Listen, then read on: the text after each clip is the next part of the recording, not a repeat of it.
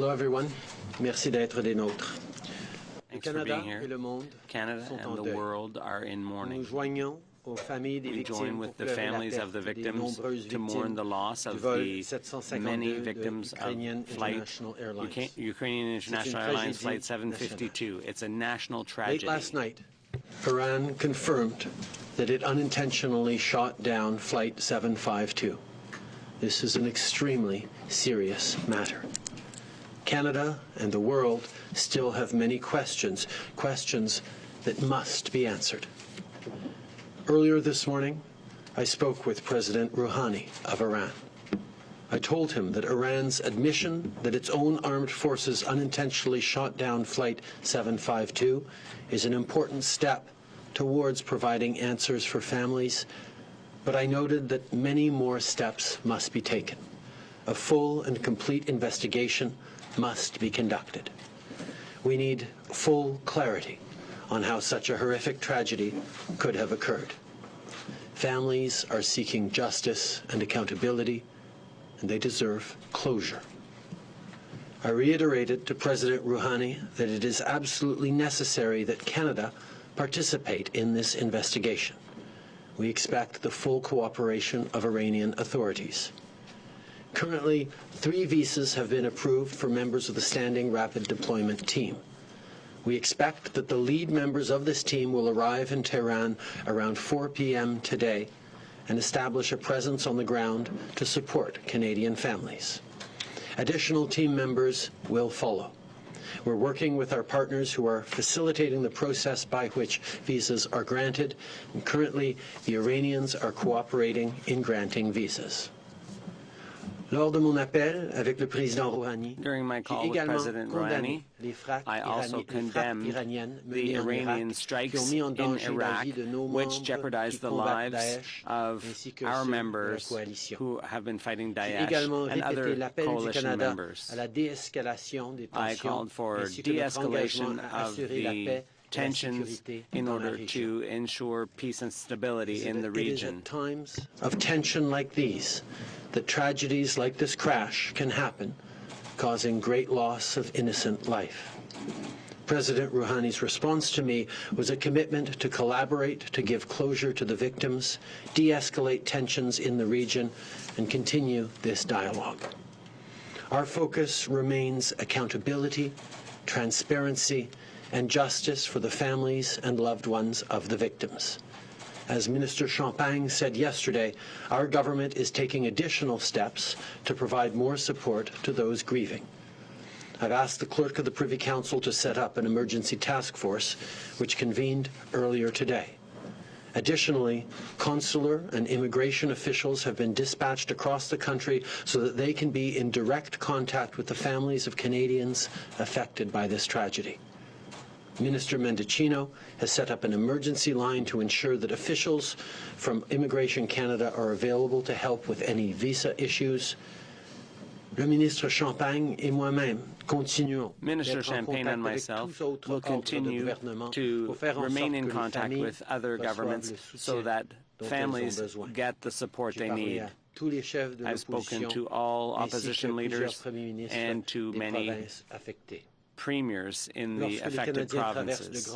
When Canada goes through times of great difficulty, Canadians show solidarity toward one another.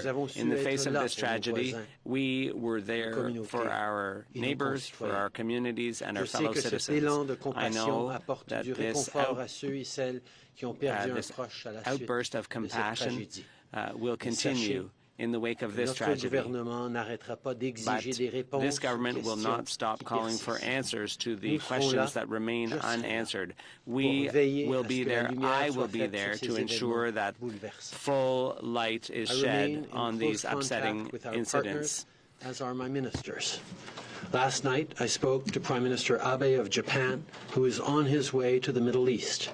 And I will soon be speaking again with Ukrainian President Zelensky and Swedish Prime Minister Löfven. Minister Champagne has been in touch with his counterparts from Iran, Switzerland, Turkey, Sweden, and Ukraine, in part to discuss progress on issuing visas for our teams. He will also reconvene a second call of the International Coordination and Response Group for the Families of Victims of PS 752 to coordinate our response for the families, together with representatives from Ukraine, Sweden, Afghanistan, and the United Kingdom, who are also grieving. Le ministre Garneau s'est également entretenu. Minister Garneau has spoken to French authorities earlier today. I assure you that all those discussions will be ongoing. I want to end by sharing with you a bit of what I did yesterday. I had a chance to sit with some of the families of the victims. They are hurt, angry, and grieving. They want answers. They want justice. What Iran has admitted to is very serious. Shooting down a civilian aircraft is horrific. Iran must take full responsibility. Canada will not rest until we get the accountability, justice, and closure that the families deserve. Encore une fois, merci d'être des nôtres. Once again, thanks for being here this morning, and we will now take questions. Afternoon, Prime Minister. Now that Iran has admitted guilt, are you more confident that families are going to be able to bring their loved ones home, and is there a timeline on that? The admission of Iran of responsibility in this horrific crash is a very important first step. And we have seen from Iran a willingness to facilitate consular access, support for the families, but it is too early to have a sense of timelines in terms of when they will be able to return with their family members. You just had a chance to speak with Rouhani. I mean, should Iran compensate Canadian families here? That is certainly something that is going to need to be part of the mix. I sat down with a number of families who are absolutely devastated with the loss of loved ones.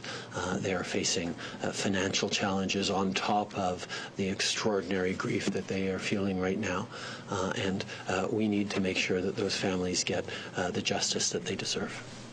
So Matthew Goyen, Radio-Canada, and then we're going to go to Mia Rapson, Canadian Press. Bonjour, Mathieu Goyen, Radio-Canada. Good afternoon. Quelle garantie avez-vous été capable d'obtenir ou non durant votre appel avec le président Rouhani sur la tenue d'enquête qui va être complète et indépendante comme vous le demandez? À quel point faites-vous confiance au régime iranien? How much trust do you put in the Iranian authorities?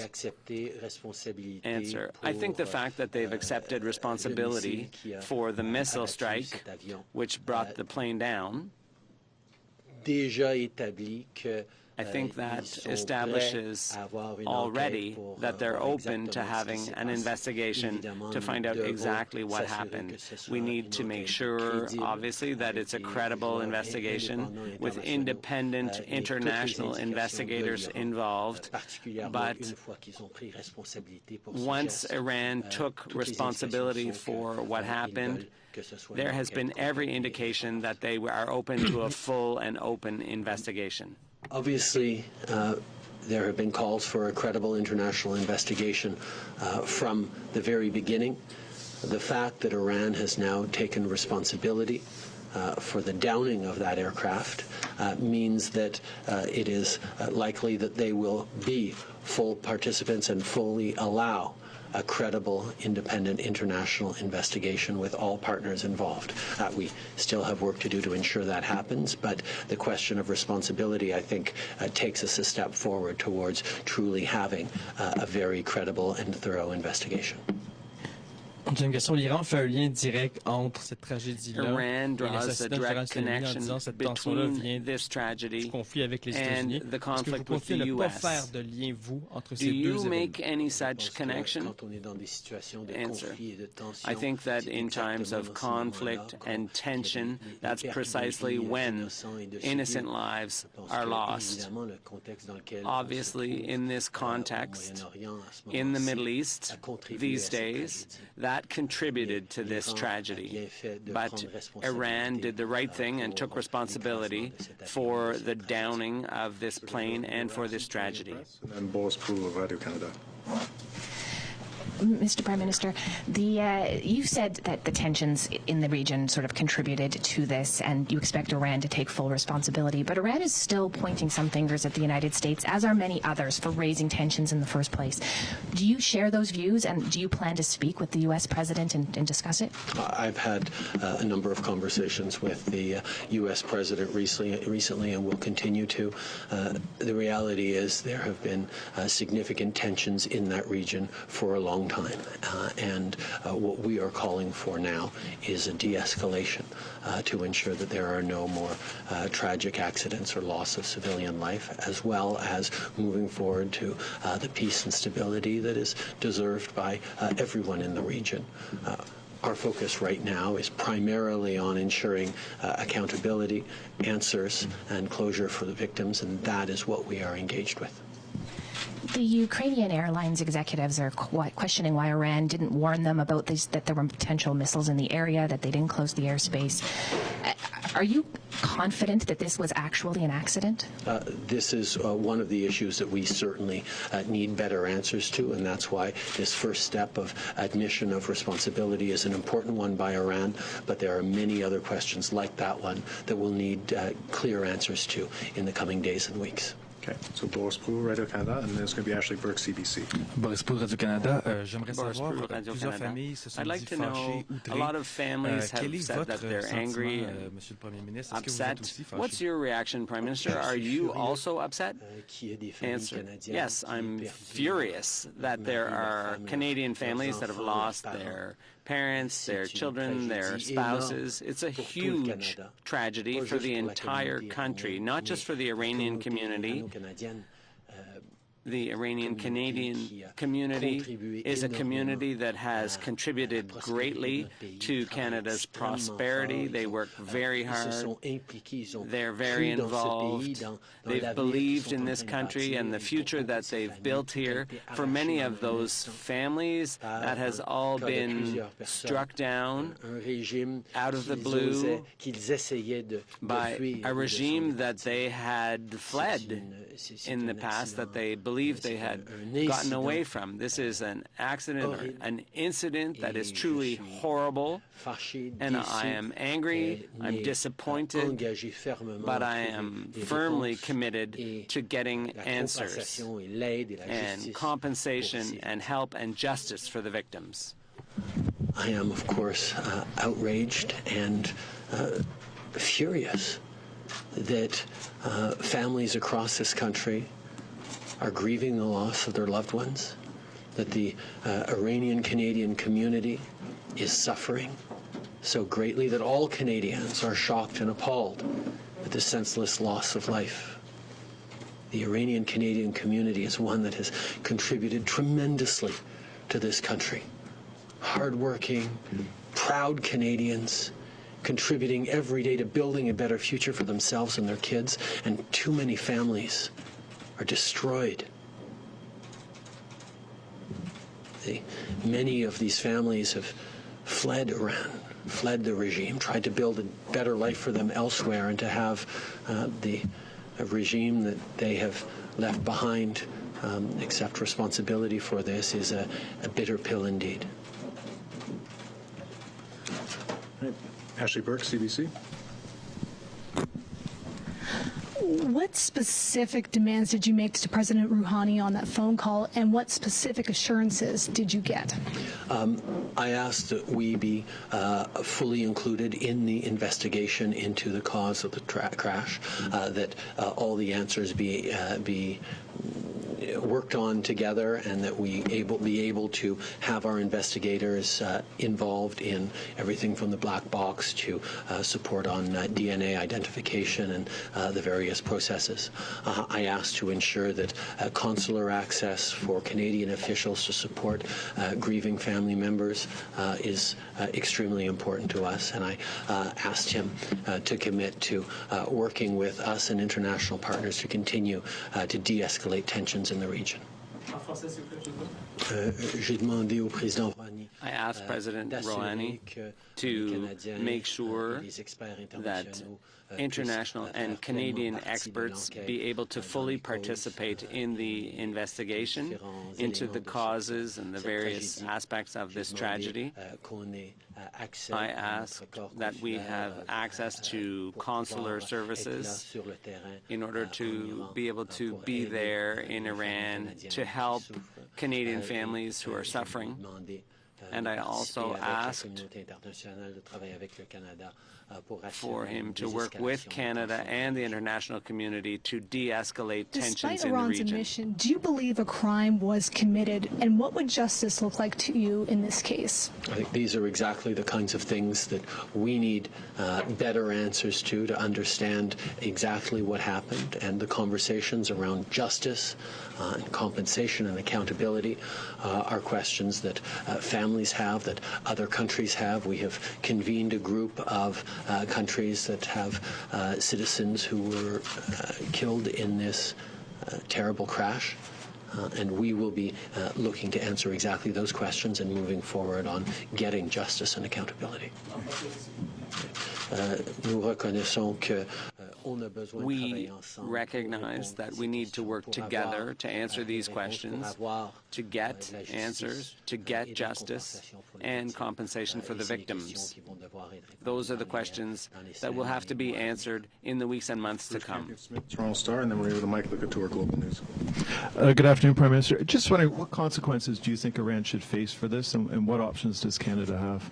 I think those are the questions that the Iranian people are asking, that the international community are asking, that Canadians are asking, and this is something that we will be looking at and working on in the coming days. Our focus right now is ensuring that support for the families, whether it's consular support or support for the investigation to ensure a credible understanding of what actually happened, is the very first step, but there are many more steps to come. And you said that Iran must take full responsibility for this. I'm just wondering, what are the elements of that? You know, exactly how will you measure whether they have or not? I think a better understanding of both the actual incident that happened and the context in which it happened, in which a tragic loss of life was able to happen even in a moment of heightened tension. This should never have happened. Mike Locatour, Global National, and then we're going to go to Ryan Tumulty, National Post. Prime Minister, despite the fact that the Iranian government has taken responsibility for this, how can you have any faith in them given they lied about this for 3 days? I think that is a very real question that many people are asking. We are looking at the actual facts of what we see. We are seeing Iran grant visas to Canadian consular officials who are right now on their way into Tehran. We're seeing Iran allow Canadian investigators to participate in the crash investigation, but we are going to look for tangible examples of real collaboration and real openness every step of the way, so that we are supporting and looking out for and getting what is needed by the Canadian victims. And following up on Bruce's question, one would think the consequences that Canada could have for Iran is imposing sanctions. How difficult is that of a diplomatic dance, given that you need access in Iran and they have to grant it to you, but at the same time, there are Canadians who want Iran to face consequences? I think there are going to be many conversations and reflections on consequences over the coming days and weeks. Right now, we're focusing on what the families most need, and that is answers and access, and that is where all of our efforts are focused. Okay. Ryan Tumulty, National Post, and then we're going to go Jason. Prime Minister, President Rouhani talked on Twitter, in addition to expressing condolences, said that they would investigate and prosecute. I'm wondering if you think that the Iranian system may now find a culprit, blame them, prosecute them without the international community. I think there is a recognition that there is probably individual culpability in this situation, but there is also a system-wide culpability, and the reflections around that is something that the Iranians and indeed the international partners will be engaged with over the coming weeks as we unfold in this investigation. And you talked a little bit about Iran's so far willingness, the visas that they have granted so far. Have they granted any visas to our TSB investigators? And are you concerned that they haven't, if they haven't? I think, Marta, can you speak to the state of the visas? The TSB investigators just are on the ground as of this morning, and they will be, they have therefore submitted their request for visas, so we're waiting to hear about that. But thus far, we are being assured that visas will be granted both to them and to our consular team. So we'll be able to provide more information on that over the coming days. Okay, Jason Unruh, Post Millennial. Public Safety has listed Quds Force as a terrorist entity since 2012. Soleimani was commander of Quds Force. So my first question is, do you think Mr. Soleimani was a legitimate target? And my follow-up question to that is, if you say his killing contributed to events that unfortunately led to the downing of the aircraft, would your government now, I mean, first, can your government trust the regime on that? And would it follow through on listing the entire Revolutionary Guard Corps as a terrorist entity as you voted for in September 2018? These are the kinds of questions that we will have to be reflecting on in the coming days and weeks. Our focus right now is providing the support to grieving families that need answers, that need closure, that need justice, that need access to consular support both in Iran and in Canada. We are doing everything we can to ensure that that happens in the short term, but obviously there are reflections in the medium and long term as we move forward. Your defense minister categorized Soleimani's assassination as an act of deterrence, one made, of course, by the United States. Do you agree with that assessment? I think there are many conclusions that we will be drawing as we move forward and reflecting on these incidents of the past week. Our focus right now is on ensuring that we are giving all the support necessary to families who have suffered immeasurable loss right now. That means access to consular officials. That means being part of a credible investigation so that we get all the answers upon which we can then start to reflect on next steps. All right. Due to time, I'm going to let one last really quick question. Mackenzie, if you have one. Prime Minister. Prime Minister, since Iran has made the admission that they shot down the plane, we've seen a number of protests spark up in Tehran, and there's been many Canadians here, too, who have been very frustrated about that. What's your message to the protesters in Iran? My message to Canadian families who are grieving is that we will be there for them. The message to people around the world who are outraged at this incident is that they should be demanding answers, and they should be demanding accountability and justice as well. This is a tragedy that should not have happened, and we need to make sure that we are supporting families who are going through terrible grief. All right. Thank you very much. Merci tout le monde.